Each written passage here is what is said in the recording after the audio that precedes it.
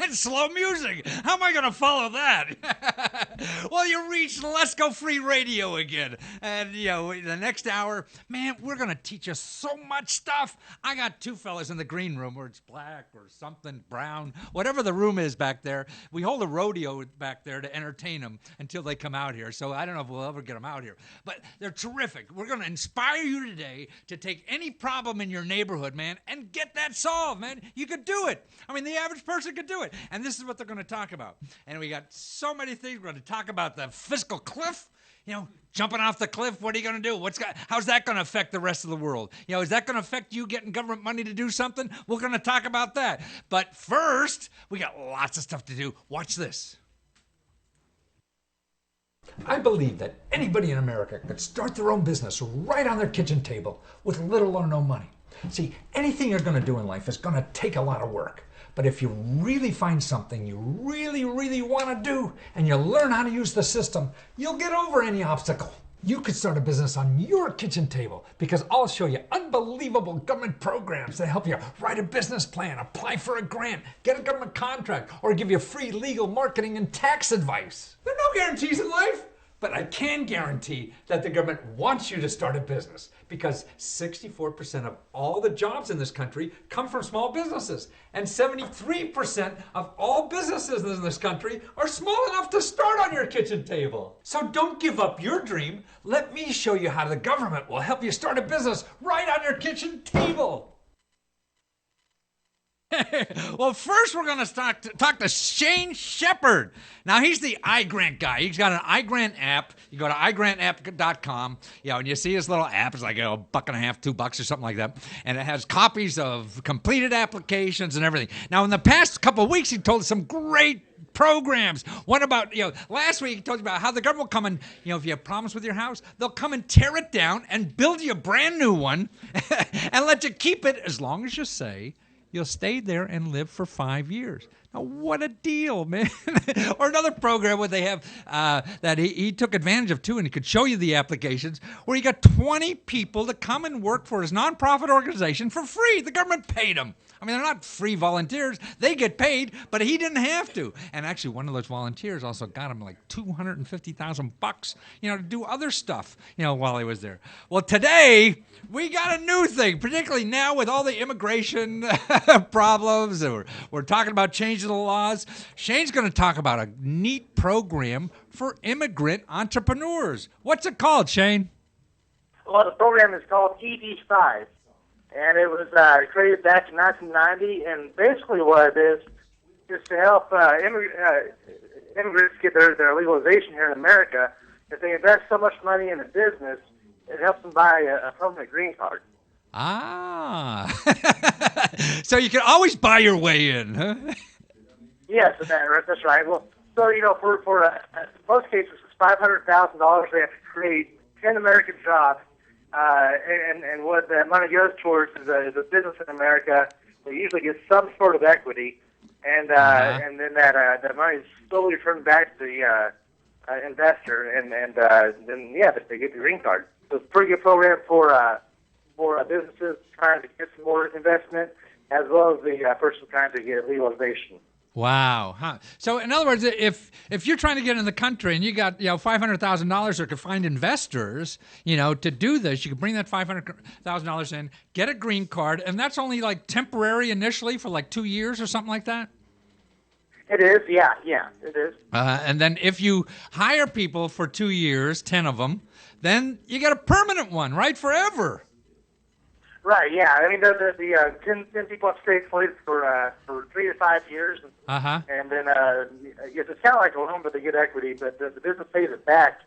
It's usually a 3 to 5% interest loan. And they pay it back. And then, so it helps out the businesses as well as the people trying to immigrate. Yeah. Well, and a lot of times what will happen is that there's these things called regional centers that they work with people in other countries trying to come over. And they'll pool their money together. So there might be, for instance, like $100 million project. It's a huge business. Well, and so multiple immigrants can buy the green cards through this project. Wow. So you could find 5 immigrants with $100,000 apiece and put together a deal? Right. And they could each Right. get start with a temporary green card?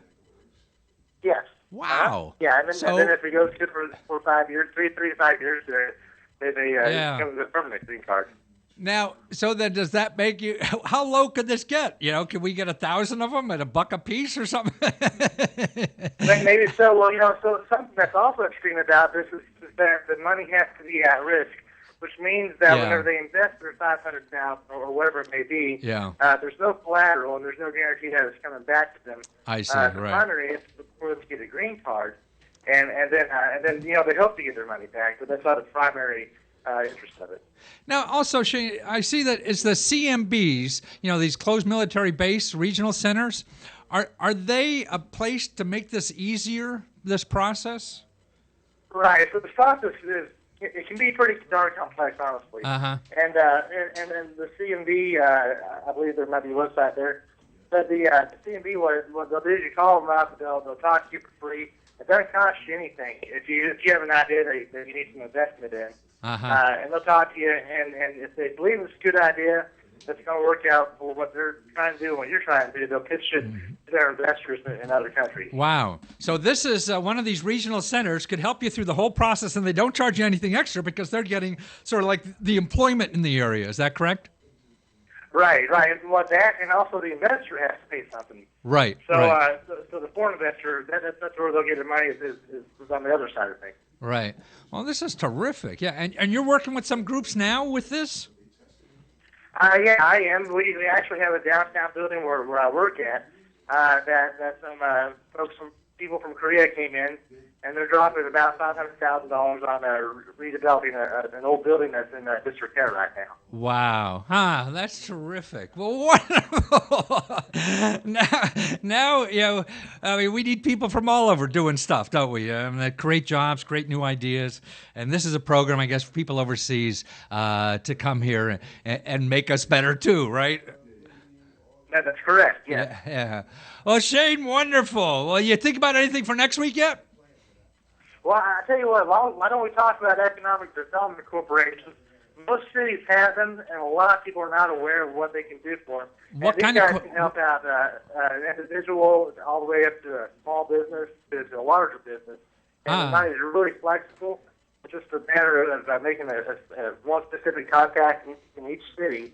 And then you might find that there's some local grants for different things. Local grants. Well, that sounds good. Anytime you're talking about free money, we like that. Okay, and Shane's is iGrantApp.com. Shane, thank you so much. Right. Thanks for doing all the work out there and letting people know about this, okay? Thank you, Matthew. Okay, take care. Lesko Free Radio. I hope you enjoy this show because I enjoy doing it. And if you want to learn how to start using these programs, listen, I set up a free webpage called UncleLesko.com. You can go there right now and download the 5 best grants just for your state. So that's UncleLesko.com. Go there now, get the 5 best grants for your state, and start taking advantage of the stuff now. You know why? Because it's free. Also, we're going to take your calls later on the show and answer your questions. We'll answer anything. Man, I can show you a source of money and free help to do almost anything you want to do in life. So what you do is you call 202-643-9006. That's 202-643-9006. And if you don't get through for some reason or the show time runs out, you can always send an email. Boom, did I say that right? Email me at letsgofreeradio@gmail.com. That's letsgofreeradio@gmail.com. So we want to answer your questions. So call or write. Oh, please.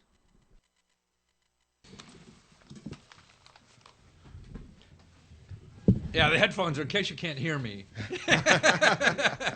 You can be out in the street and open the windows and probably hear me. Well, ladies and gentlemen, we got 2 special guests today, and it's really exciting to me anyway that we have 2 very prominent men in the community here who really take their time to try to make their surroundings better. You know, I mean, it's so easy to talk about doing that. We all say we do it, but there's very few that actually get off their butt and do something. And what they've been doing for years, what I hope can inspire the rest of us, because I get lazy too. You know, it's so easy to do nothing. And there's so many problems. It's easier to sit in front of the TV and bitch and complain about everything out there instead of actually doing something. And these two guys do it. Okay, the one is Rick McLean. Okay, the gentleman on the far end, and he's with an organization called Project GiveBack. Why don't you put up their slide, Eric, for Project GiveBack? We got their website there. There it is. Okay, so you want to go find out more about them? ProjectGiveBack.org. Okay. And they're outside of Washington, D.C., or inside Washington, D.C. And the other fella to my left here, and to Rick's right, is Joe Briggs. Now, he's with another organization. We get that slide. There it is. It's called Impact. But it's really, the website is impact-dc.com. And this is a pretty slick website, Joe. I don't know. Thank you. You got some high power there. And actually, I was telling them easier, too. You go through the people. Man, everybody dresses to the nines who's involved in this. I want to be part of this impact. I want to go shopping with all these people. You know, they're just terrific. But both you guys, really, this is not your full-time gig at all. This is something that you just do as a citizen, Rick, right? Yes. Yes, it's the founder of this organization is Ransom Miller. I'm sitting in for him today. Project GiveBack, this is our 19th year. And, wow, 19 years coming this year. And, so you start when you were 12 or something? Yes. Yeah, I see. Right? So we, Project GiveBack is an organization that really impact this community, and that's the drive of the mission. And have full-time jobs. Yeah, full-time jobs otherwise. Full-time jobs. This is just... And Project GiveBack is a full-time job, 365 days. I mean, for you also, so you have two full-time jobs. 2 full-time jobs. Which one are you getting paid at? The first one. How about you, Joe? How is Impact doing? So Impact's doing well. You know, we're in our 7th year. We're in our 7th year. Started in 2006 here in Washington, D.C. Around 3 core principles: civic engagement, economic empowerment, and political involvement. We've been doing the work of making sure that young professionals are able to not only be at the table but also be knowledgeable about what they should be at the table to talk about. So it's been a great. Young professionals? So young up-and-coming people to be smart about what's going on? Exactly. Yeah. Folks like you. Young guy. Huh? Young professionals that are passionate about serving their community, trying to make sure that they're well-informed and hosting events so that they can make sure that they not only are well-informed but also connected with the folks that can make things happen. I see. So it is a networking kind of thing, too. It's a networking thing, too, Do you feel that with your group, too, Rick? Yes. We have a major volunteer base during our Thanksgiving food drive. Oh, the food. Oh, let me show a video. I have a little video of that. Okay. Let's show the first video here if we get the right one.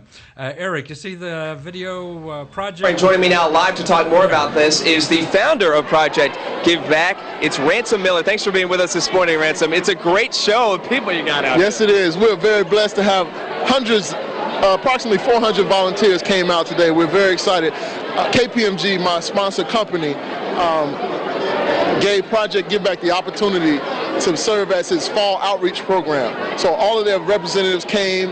Refuge Baptist Assembly sent hundreds of volunteers to come out and join us in this wonderful event. And Howard University students too, correct? Howard University sent 3 buses of students to come over and volunteer, and they've done an outstanding job. Tell me how all this started with you. Why did you decide to do this?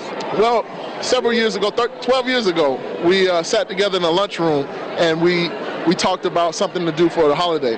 And this is what we came up with. And we did 6 families the first year, and now we're doing 350. How's it make you feel to do this? It feels wonderful. There's such a need in this community for outreach and opportunities to give back. And you see by the amount of volunteers that came out to support us this morning that people want to give back during this time of year. Ransom Miller, thanks a lot for joining us live this morning. And this is not over. Deliveries are still going on. It will be going on till about noon. They're doing a great thing out here. 6 guys, you came the next year, huh? Yes, I came the next year after this. It's right now, 2012. delivered over 1,000 baskets. Wow! As far as Baltimore to Portsmouth, Virginia, the whole metropolitan D.C. area, Project Give Back is really moving. And you started just with, you did 6 people the first year. So you had people. to start somewhere, right? Yes, 6 people. And you just keep going. Wow. Yep, 1,000 families just passed this year. Well, I got a little video on you too. Okay. Joe's I'm excited video, to see what the video is. Yeah. Go to the tape. This is like Highlight Sports or something. Right? Let's go to the tape. Yeah, right. And joining me now live to talk. There we go. That on today's Dr. King's Day of Service. Impact is at Burrville Elementary School in Northeast DC, doing a variety of projects, all designed to help teach the babies. Some of us are cleaning classrooms, some of us are organizing classrooms and supplies, and others are just making sure that the babies have fun. You guys just missed it, but Impact Director Angela Rye was being schooled by these 3 young ladies who are like hula hoop champions. Like, they doing stuff that ain't nobody else can do. This right here, goddamn, look, they up here raising their head, they doing Simon Says. Sometimes the babies teach us. All of this to say that on some days, especially today, we have to do what we can to give back. Today, this is what we're doing. What are you going to do to impact your world? And that's what it is. We're trying to make sure that we have an impact on our world every day. Yeah. I mean, that must make you feel good when you see stuff like that. It makes me feel excellent. But also, I must pause and say that I've also been a volunteer for Project Give Back. So it's not just about Impact and Project Give Back being 2 separate organizations. Yes. Impact supports Project Give Back 100%. Really? So we try to make sure that we send messages out to our newsletter database to get folks to volunteer for Project Give Back and other things here in the Washington, D.C. area.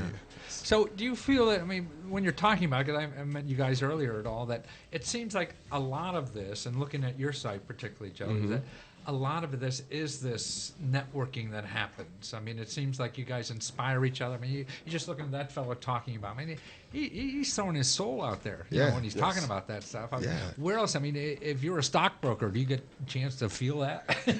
Well, the crazy part about it is that through Impact, we have stockbrokers that come out and make them feel that way by connecting them with folks like the great people at Project Give Back. Yeah. We try to make sure that everybody has an opportunity to touch their community and be a part of the community, regardless of what they do in their day job and their 9 to 5. They live here, they work here, they pay taxes here, and we want them to make sure that the rest of the community members that they see every day are as enhanced as they are with the work that they're doing in our community.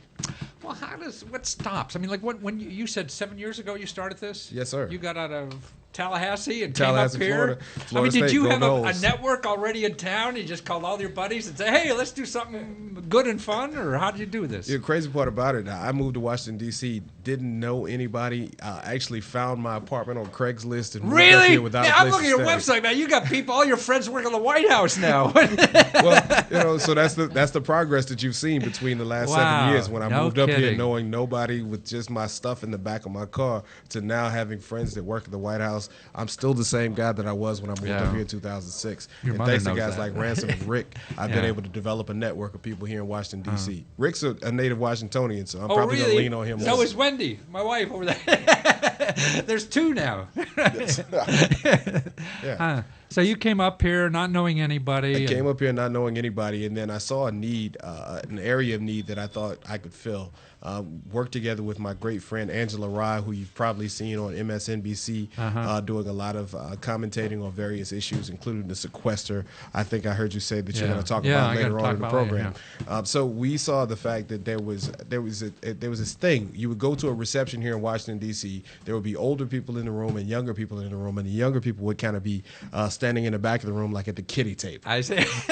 So as one of those younger people in the room, I said there has to be some way that we can get all these younger people together so that we can talk about the issues that pertain to us, and how can we make sure that our voice is heard as it relates to issues such as the sequester, such as the fiscal cliff, such as actually back then it was education policy. Everybody in the room had student loans, but nobody was talking about what the policies were around student loans and how we could perhaps get some more grace as it related to us moving past our college years into our later years of working. So Impact's been very successful over the last 7 years, and hopefully you'll have a chance to even follow us on Twitter at Team Impact, or visit the website so you can see the great work that we're doing. And Rick, if you started something like this today, from what you know, I mean, what would you tell somebody out there? Hey, I'd love to help people. I just don't know how the hell. If someone wanted to start a foundation like Impact or Project GiveBack, if that's what's in your heart and your mind, and this was on your heart to start a community organization like this, if that's what you want to do it. Don't procrastinate in it. Just go get it and start to put your ideas on paper and start to say and get a name for your organization and put those things in place. Because one thing about it, if you look at that Project GiveBack 19 years later now, we was right here where you at now. So you got to start somewhere. You got to be able to collectively get some friends together and say some people, because everyone knows someone that can help you along the way. Project GiveBack, if you need to have a sit down with us, Impact, we open to help more friends, more people, because it's going to take all of us to impact this community. And Project GiveBack is really open to that, because you mean you help other people start something? Help people, showing them the way, and because someone foundation, showed us the way. The word foundation is daunting. I don't want to be a foundation. It sounds like a big building I got to screw around with or something. Right. But, the key to what Rick is saying and what you've said as well is that everybody has to give a little bit. Rick and I both have day jobs. This is the stuff that we do when we're done doing our 9-to-5 jobs. We have to give a little bit of ourselves. What a little gives bit you of the that extra energy to do that? The thing that gives me the energy to do that is you saw the video that we just showed. And it had those young ladies that were at Burville Elementary School. Right. Seeing the smiles on their faces after we had gone in and cleaned up their school, painted the walls, reorganized the classroom so that the teachers could think about just teaching them the lessons and helping them break through their educational goals. That's what makes me inspired to do more work with Impact. So after I get off my 9-to-5, that makes you not lazy. That makes me not lazy. If you didn't have that, you'd come home from a day of work. Oh shit! I'll just sit here and have a beer. Exactly. So that makes me want to go out and put on my suit with question marks all over it, so that I can go out and affect my community. Wow. Huh. And to piggyback on what Joe was saying, and it's probably about 13 years ago. What drives me to continue to do Project GiveBack, went to a family's house over in the Southeast, and of grandfather was raising 2 sons. Never knew who put his name down on the list for a food basket. Had some young private school basketball players delivering the baskets with me, and they went in. He was raising 2 grandsons, didn't have anything in the refrigerator. Wow. So when this basket come that he don't know who put his name down, with enough food for 2 weeks, not just Thanksgiving, enough food for 2 weeks, breakfast, lunch, and dinner. That's the impact, just to see a grandfather struggling to raise his grandson, his grandsons, and Project GiveBack helping him out. And that's to see the smiles on their face, and they have something to eat, not just Thanksgiving Day, because majority of people can find somewhere to eat on Thanksgiving Day, but what are they going to eat before Thanksgiving or after Thanksgiving? So that was drives me and drives Ransom to continue to move, and I'll go right now. We starting 1,500 families this year. That's how it goes. 1,500 from 6? Yep, to 1,500 this year. Wow. And so that's doing the process, working every day. We still have to find ways to meet and make this vision, because once this vision is here now, and people depending on it and leaning on it. So we have to take it to the people. Well, now, what's interesting to me, what you're talking about, is it's not an extra job that depletes energy. It's an extra activity that gives you energy. Correct. And who would think of that? I mean, when you're doing something extra, you're going to work part-time or do something, oh, man, I'm doing so much already. But here, this is food, you're saying. Exactly. Yes. It feeds the soul, and that piece of your soul that gets fed by you doing the great work in the community and seeing the smiles on these little kids' face, it helps you not only build up the motivation to go out and do it yourself, but also to talk to other people and try to help them experience that same great feeling that it is to go out and serve the community. And how about in your main work? I mean, how do you see it?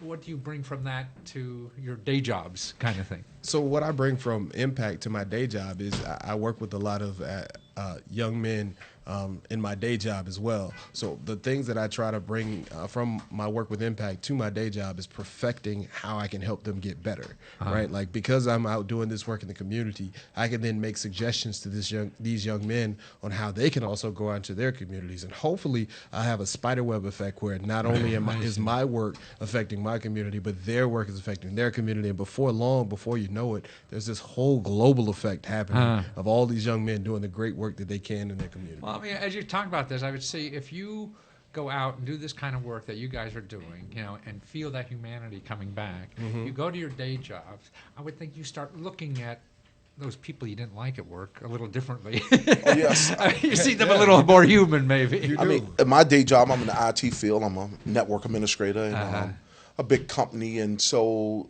I reach and teach everyone there. I'm interactive in the IT field. So with Project GiveBack, basically just talking to them and encouraging them and letting them know that things will get better.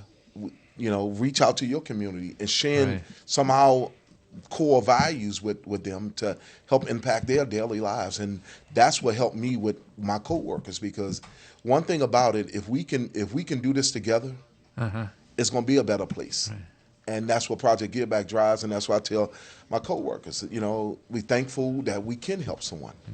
But so I mean, I always feel in life that the most selfish thing to do is to give, because it feels so great. So because it feels so great, that's a great way to look it's so at it. selfish. Yeah. It's finding some deserving bastard to give to. Well, you know, my day job, I'm a lawyer, right? So most people, you know, the famous Shakespeare quote, how do you make a good start? You start with all the lawyers at the bottom of the ocean.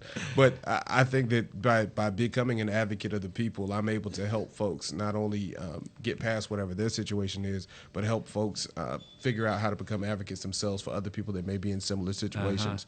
So I take the work that I do with Impact and with Team Impact, my great squad of folks, including Sarah and Nina, Angela, Arai, who I mentioned earlier. This is a Academy Award speech. All the great people in Team Impact that are doing great work. I try to make sure that I'm just one piece of the wheel that's also teaching people how to advocate for themselves.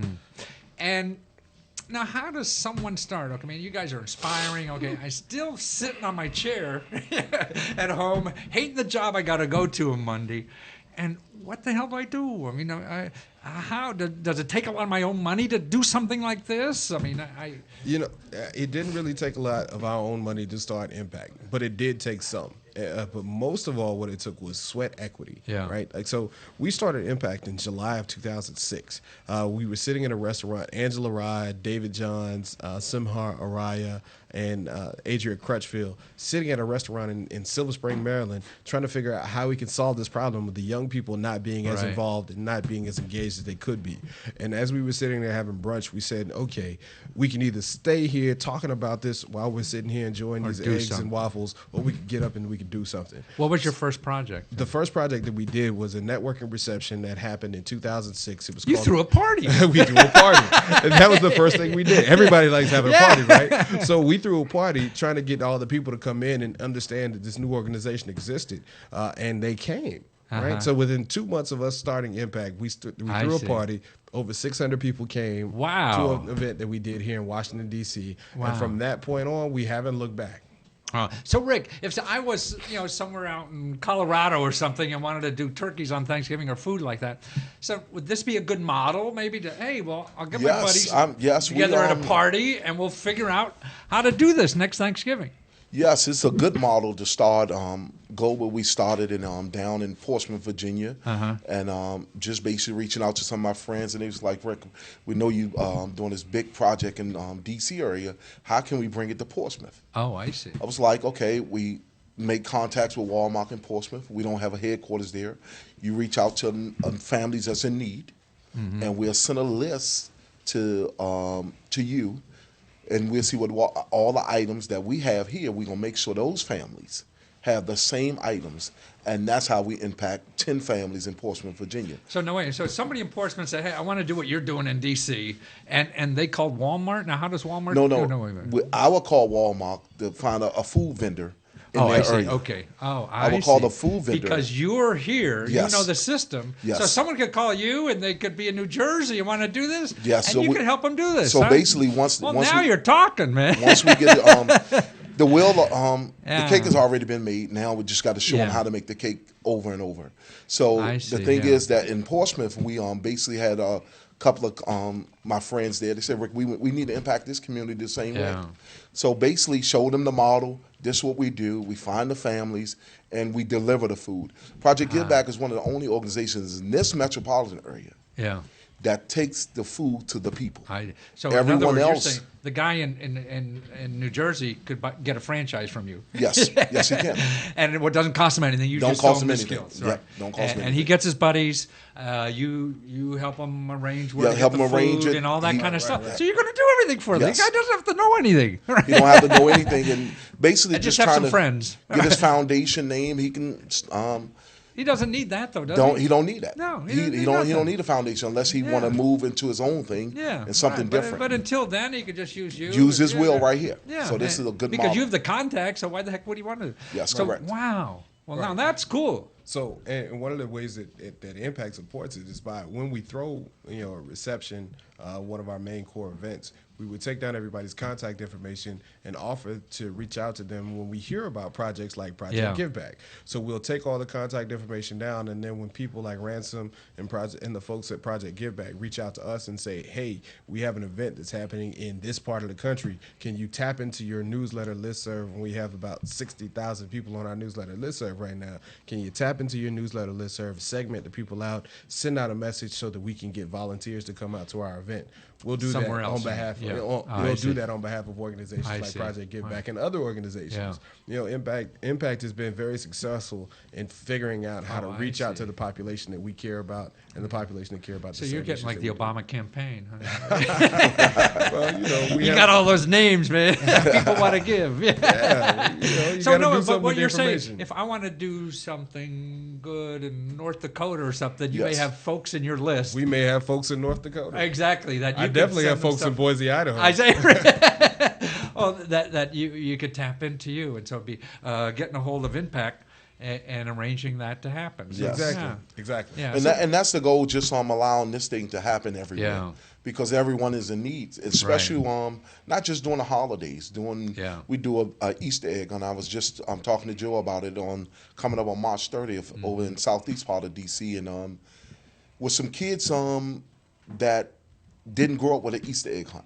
And I grew up with an Easter egg hunt in Washington, and we did special things. And so bringing that back to the kids for the last 10 years, that's to see their smiles and see them go out and see how many eggs they can get and have a big cookout for them. Wow. That's another one. And a toy drive we just passed in Christmas had a big toy drive and taking the toys. Family had 4 or 5 kids. So if I want to do something like Yes. that somewhere, Anywhere in the Utah, world. I got contact you guys. You just set me up on how to help do we this. can make We'll it- we figure can make it out. We'll happen. figure out a way to make it Well, happen. I mean, that's terrific. Why figure out didn't a I way know about this beforehand? We'll figure out a way to get you off your couch. That's what we'll do. Well, You're not that's gonna wonderful. go home straight home from work anymore. Yeah, So. I mean, but it's just getting people, because people just don't know what to do. I mean, that's I'm like that. You know, you see a lot of problems, you're frustrated, but how the heck? And then it's I don't know how, and I'm frustrated. So you're given a cookie cutter, what to do step by step, and even arrange to get the food for people. That you just have to have friends who get in a car and drive it on. Right. And then we help them get friends in the Yeah, cars right. to drive Wow, it. that's terrific. Right. Well, you guys are just terrific. I just, well, what kind of work you do? You're in IT, and what kind of lawyer? Are you on the Hill or something? What? No, I'm a union lawyer. I work for a union here in town. I see. Are there any left? I tell people all the time, 2 of the biggest events that we have each year have unionized employees. You have the Super Bowl and you have the SAG Awards. Oh, right. The Super Bowl has almost 100% participants that are members of unions, because the NFL players are members of the They're all NFL Players union. Association. And then the SAG Awards, well, actually, the SAG Awards are the Screen Actors Guild, which is also a union.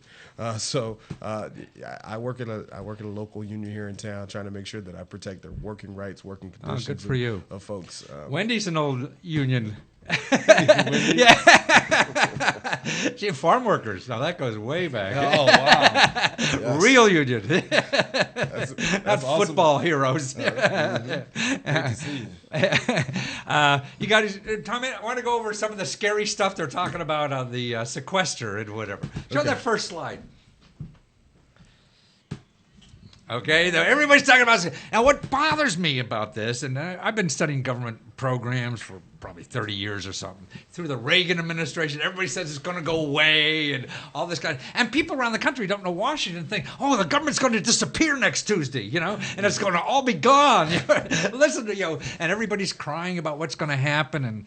And so I want to give people a little oversight on what's really going on. And so tomorrow when you wake up, no matter what happens to this sequester or the fiscal cliff, the government's going to still be there. There'll be programs to help you. You just got to do some work to find it. Give me the next slide. I'll show you why. Okay, this is how much we're talking about in the sequester a little. So we spend like almost $4 trillion a year.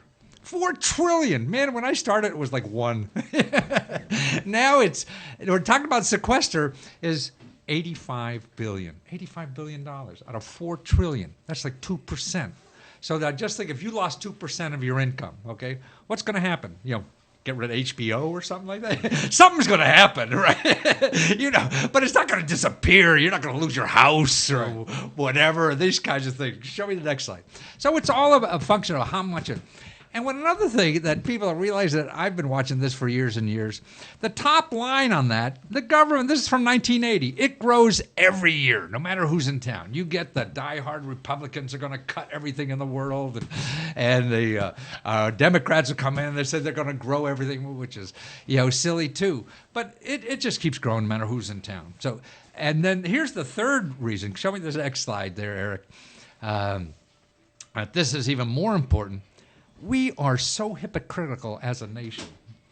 I mean, this is data actually just came out over the weekend from the Pew Research Center on which programs people would cut.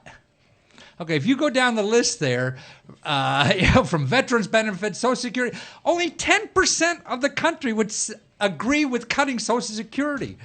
Only 20% would agree with cutting health care. Only 24% would agree with cutting military. Where the hell are they going to cut? So you have all the major programs. That's where all the money is. Nobody wants to cut them. Right. So if these politicians who said they're going to cut everything, they're going to be out of work. Yes. Nobody's going to. Everybody wants to do it. So that's going to be the main question. What are they going to cut? Exactly. Yeah. I mean, everybody's a blowhard. That's why I'm against waste, fraud, and abuse in the government. They never do anything really of significance. So nothing is really going to change quickly. So if you have problems or some issues, like one of the issues, now we have a lawyer here. Show me the. I don't know if he's going to like this, but show us the next slide. About how much lawyers cost, okay? That's the average lawyer. It's going to cost you like $284 an hour. That's in a small firm. The big firms get bigger. In this town, a $600 an hour lawyer, a dime a dozen, right? Yeah. But to put it back to reality for the folks who probably need lawyers, like a senior citizen has a law problem. Show us the next slide, Eric. The next slide, a lawyer. Okay, there is a law that you got to give legal services for seniors for free.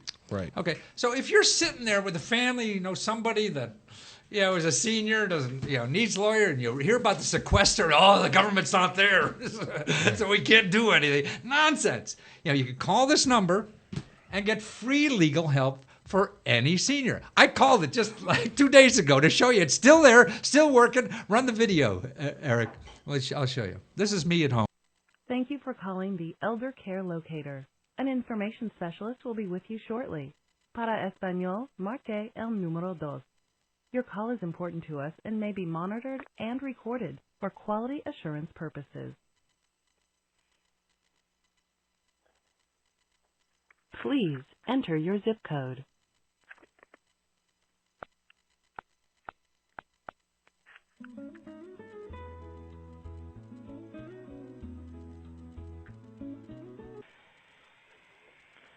Welcome to the Elder Care Locator. My name is Melody. How may I help you?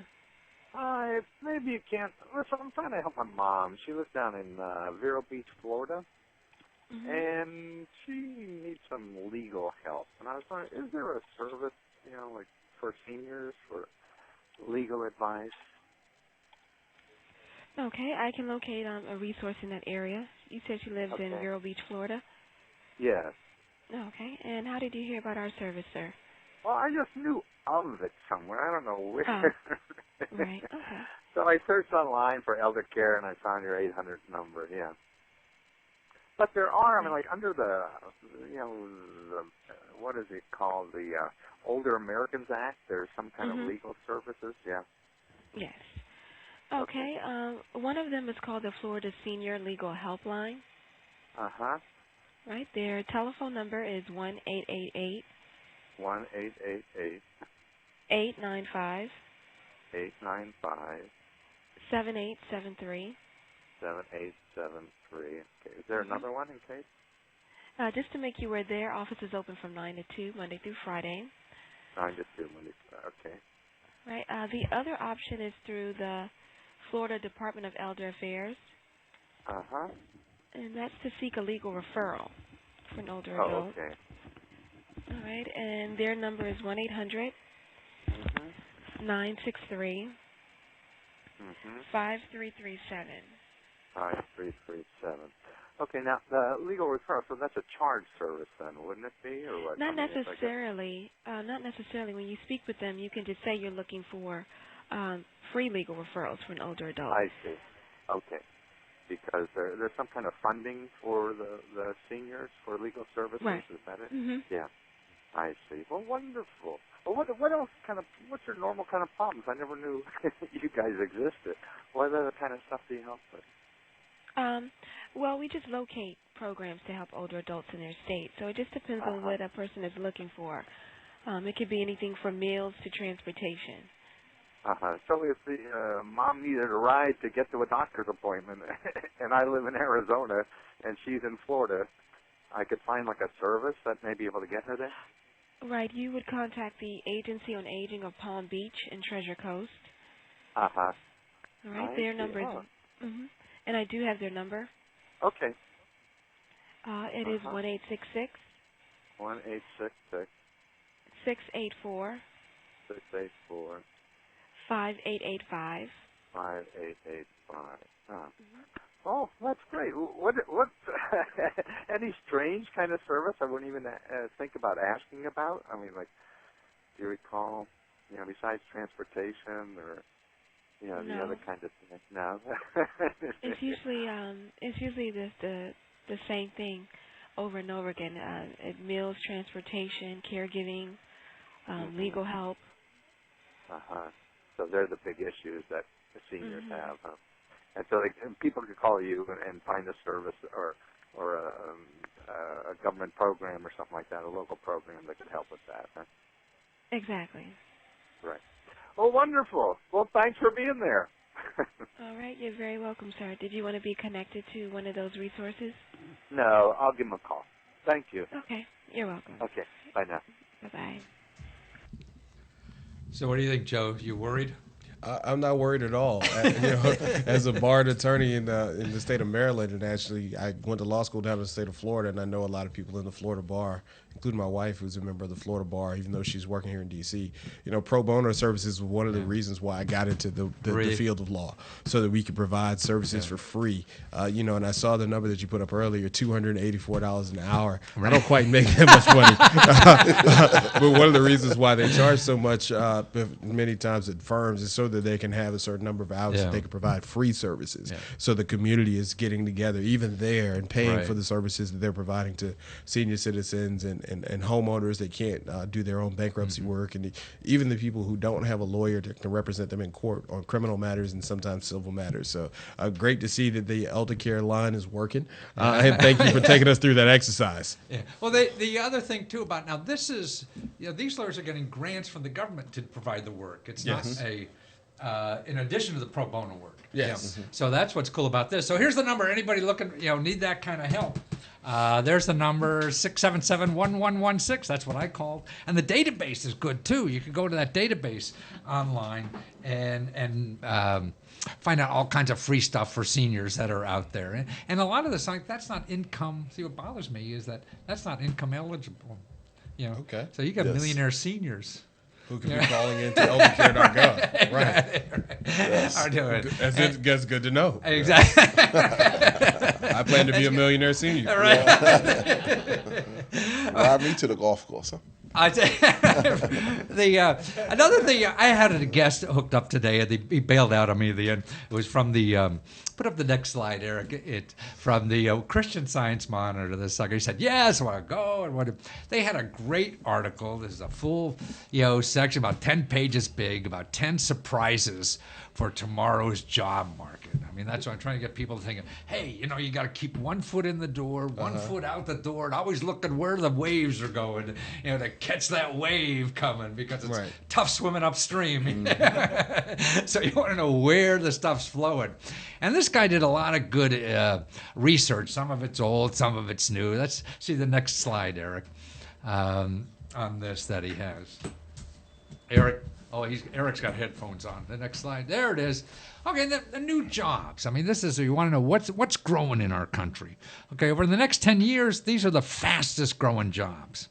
This is called the Bureau of Labor Statistics. So if you're in healthcare, that's 750,000 new. Now, this isn't just jobs. These are new positions that are going to happen. Retail sales. Everybody thinks, because of everybody's going to buy on the internet. Bureau of Labor Statistics don't believe. Retail sales is going to be big. Home health care aid, college teachers. I mean, that's amazing to me that we're going to. Well, I'm a college professor at Georgetown, so I'm happy with that. Oh, number. Really? You're at Georgetown? Maybe you got my boy. An elementary school teacher. So teaching, I think a lot of the elementary, we have these baby boomers like me retiring and losing things. So that's right. Keep an eye on those kinds of statistics. Next one, Eric. Now, routine jobs are going down. Now, that sort of makes sense, because of factory workers, things like that. It's down like 25%, over the next, from 81 to 11. So the total amount of jobs that are routine, just doing the same stuff over and over again. Now we have an app for that. Right. So you don't have to do that anymore. You guys, the next slide there. Yeah. Where's the next slide?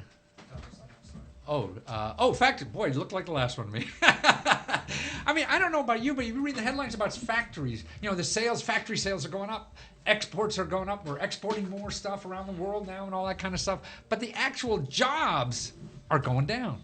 Well, they have more robots. Right, exactly. So yes, I just saw a thing on CNN talking about Detroit, completely almost bankrupt. Yeah, it's like half of what it was. It's like 40 years ago, they was like the number one cities to live and work. And I was a young man. I was your age then. And right now, remember that. There's no jobs there, and they basically downsizing everything to try to bring jobs back, because there's so much space there from all these big plants and everything. So now they're trying to bring more companies back there. And that's really an opportunity in a way if you're a small business. It is an opportunity. Yeah. Yep. Not only for small businesses, but for people that want to become landowners, want to become homeowners, they can go in and they can invest in Detroit at a very moderate rate. Right. A moderate rate right now. Good deals, I'm sure, in real estate. A lot of good deals. There, right? A lot of good deals. And a lot of people, they're tearing down houses and putting farms in the. Right. I've seen some of that. Some of the urban farming has taken hold in Detroit. I don't know how that works in the wintertime. Right. I heard that it's pretty cold in the winter. Right. Yes. There must be winter plants or something. Christmas trees you grow. And next one, Eric. Now this is, about we all, I'm sure everybody here at the table believes in education. I do, but you have to be careful. I mean, like here, a loan officer requires only a high school education, and makes about $56,000 a year. Your credit counselor needs a college education and only makes about $38,000 a year. So every position, just because you have a higher, it's not guaranteed. Yeah, exactly. And that's the profit of money now, especially in the IT field, that you get an 18-year-old and don't want to go to college. He can get into college and go to college, but if he gets some trade schooling, plumber, electrician, or IT field, they gonna make more money than your average 4-year, 8-year college students. By the time someone go to school for 8 years, and I've already worked on a job and I got all of my certifications. They'll never catch up to me. They'll never catch up to me. So those are some of the things. Yes, college, we must go to college, get that degree, but some kids we got to open up another opportunity for them. No, I believe because that. like this. I've always been a fan of trade school education, even though I have an undergraduate degree from Texas Christian University, a graduate degree from Florida A&M University, a law degree from Florida State.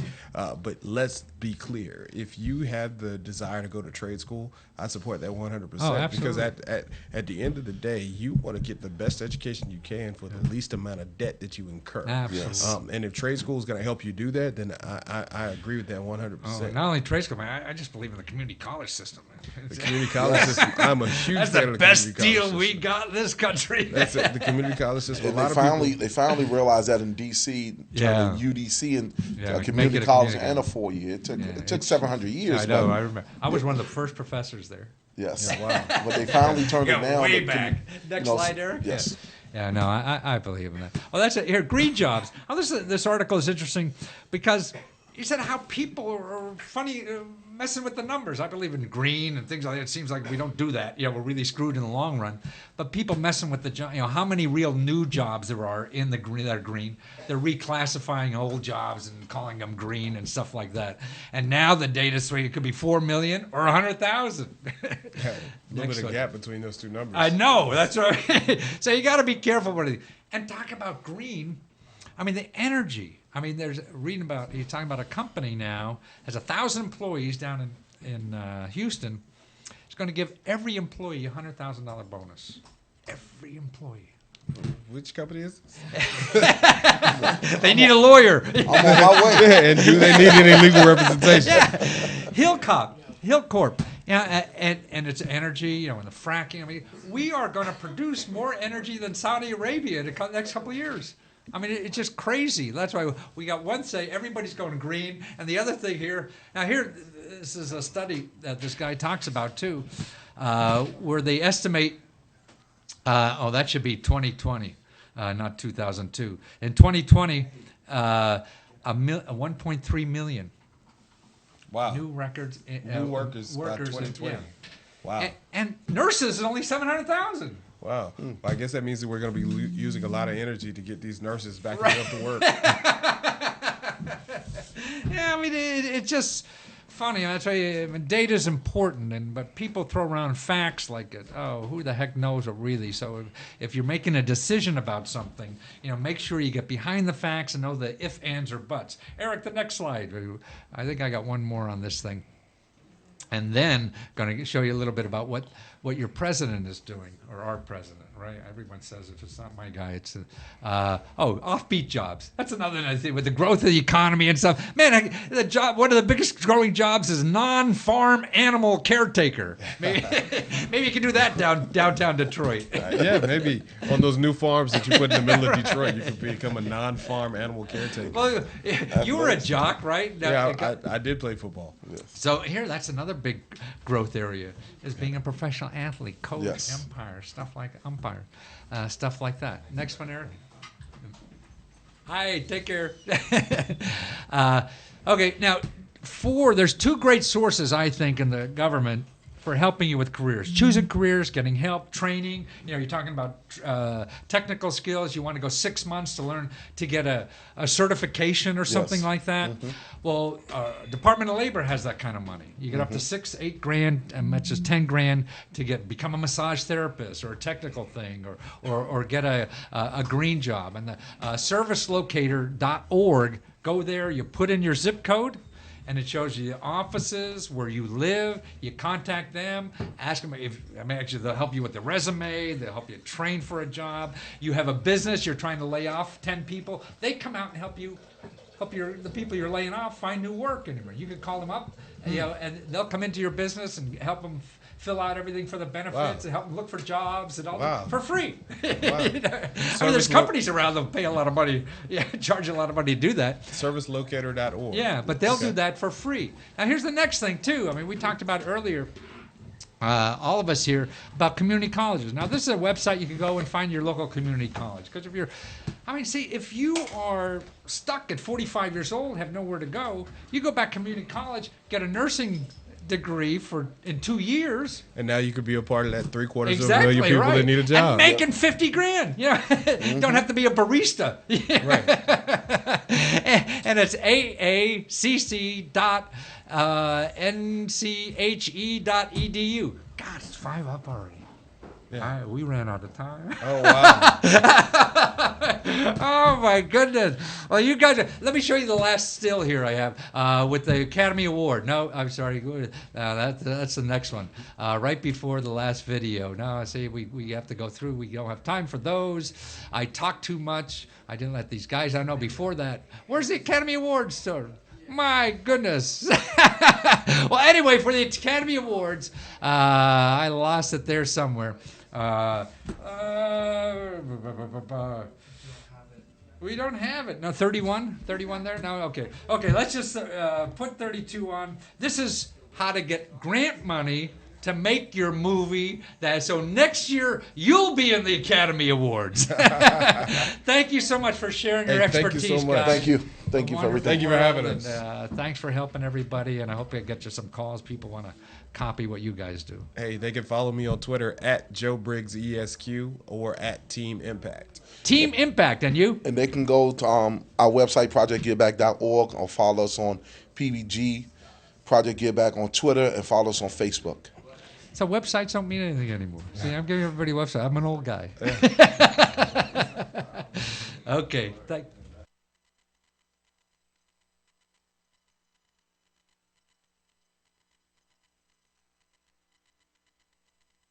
The first time I got a grant for a movie, or even applied for a grant for a movie, was a 30-minute sort of West Texas ghost story called Hollow, and here in Austin, the Austin Film Society started this thing called the Texas Filmmakers Production Fund, which they started in 1996 as a way to give grant money to filmmakers. I applied with my 30-minute West Texas ghost story, which was going to be very expensive. And so I actually applied for 2 grants. I applied for the Texas Filmmakers Production Fund and this other grant called the Aperture Grant, which is given out by a photography magazine called Aperture, and they give out $10,000, but only to one short film a year. So I applied for both of those, didn't get the Aperture Grant, surprise, surprise, but I did get $2,000 from the TFPF, the Texas Filmmakers Production Fund, which of course wasn't enough to actually shoot the movie. And I figured I would use credit cards or get some money from my parents or something to try to make the movie. But I was in a really tough financial point in my life at that stage. So basically, what ended up happening is I spent the money on rent and didn't ever make that particular movie. But 3 years later, after I got a couple other jobs, I managed to save up that $2,000 back, put it into savings, and actually use that money to shoot a completely different short film, a short film called Pleasureland, which I did shoot on film, black and white. Ended up being about 18 minutes long. Shot that, used the $2,000 from TFPF, and then also some savings money, and got some money from my girlfriend's parents to make a film print of that. And so that short film ended up playing at about 25 or 30 film festivals around the country, and did pretty well, won a couple of awards. And since then I've said that, the Texas Filmmakers Production Fund gave me the grant money to make that short film, even though it wasn't to make that short film, it was to make another short film. But I essentially, 3 years later, used that money to make this short, and that did pretty well for a little short film. There wasn't any sort of restrictions really, because it was a very young program. It was only the second year they had done it. Since then, they have put some restrictions on it.